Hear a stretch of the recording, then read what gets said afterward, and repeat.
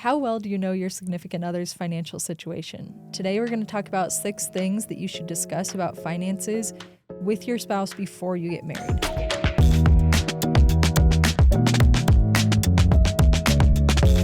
Welcome back to Women in Wealth.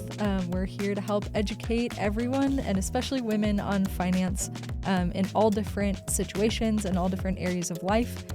So today, like I said, we're going to be talking about ways to discuss finances before you get married.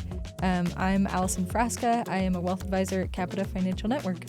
And I'm Katie Brinkerhoff. I'm also a wealth advisor at Capita Financial Network.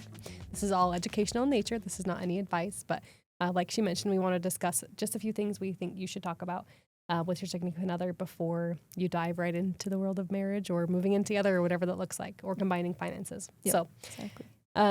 Before we filmed this video, I was making the script and went into my husband and said, what do you think that we should talk about? What are some things that we talked about before marriage? And he was like, just let your wife handle it, obviously, because I'm a financial advisor. So don't do that. That's bad advice. Not everyone's spouse is a financial advisor. So I think it should be a joint effort in finances, of course. Right. And the real first thing that we thought that should be mentioned is just to be transparent. So don't hide anything. Don't try to sweep anything under the rug. Just be transparent, be open. Everyone has their, what do they call them? Cobwebs. Is that what they're called? Yeah, like ghosts in the closet. Yeah, ghosts in the closet, yeah.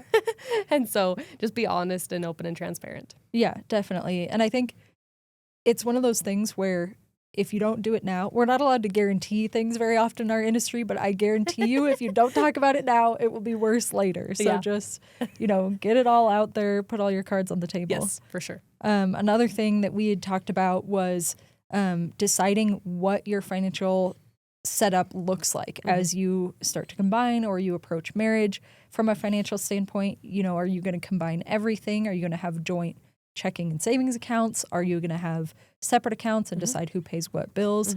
But those things can be really helpful to discuss ahead of time, because it's a lot harder once you're already locked in to try and figure that out and see and make sure that you're on the same page. Even in my situation, me and my husband are both in finance, and we still have tough conversations about money. It's like you have two very different individual people, and money can be a sensitive topic. So the earlier you start those conversations, the easier they will be and the more natural they'll feel, for sure.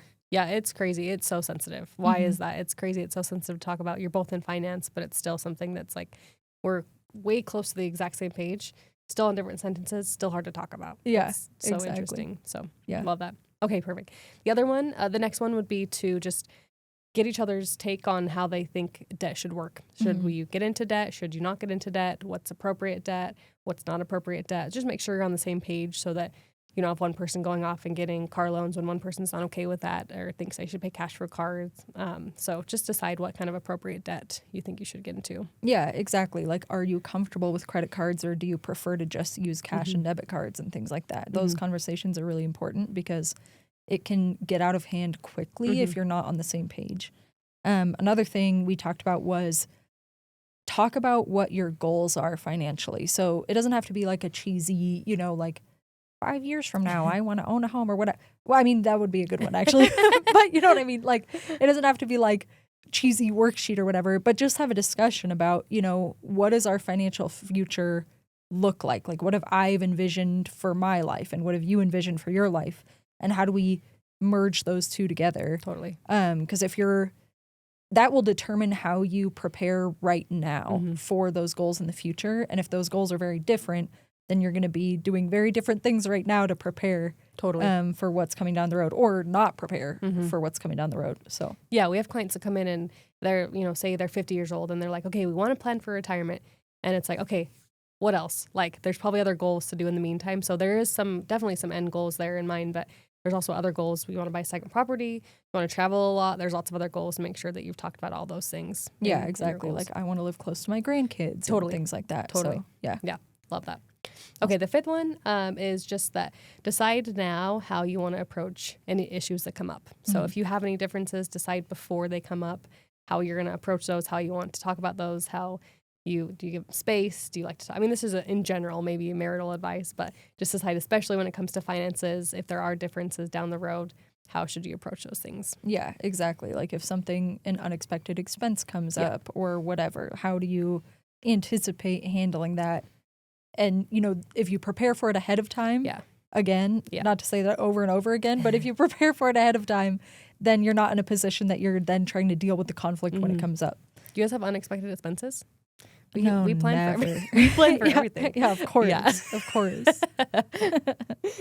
Okay, and then the last one, this is a really good idea, is to schedule money dates or even just like marriage dates where you talk about, you know, where are we at in a financial standpoint and are we on track for the goals that we have?